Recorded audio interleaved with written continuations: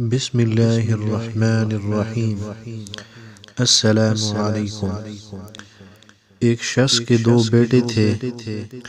والد نے اپنی حیات ہی میں اپنی جائیداد تقسیم کر دی۔ والد کے انتقال کے بعد دونوں بھائیوں کے کھیت کے درمیان ایک درخت اگا۔ بدقسمتی سے وہ درخت ببول کا تھا۔ دونوں بھائیوں کے درمیان جھگڑا شروع ہوا۔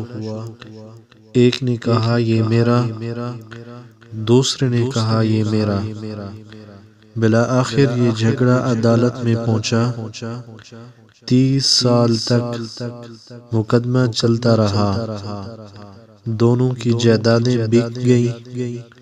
مقدمے میں یہ فیصلہ طے ہوا کہ درخت کو کاٹو اور آدھا اس کے گھر اور آدھا اس کے گھر بھیج دو۔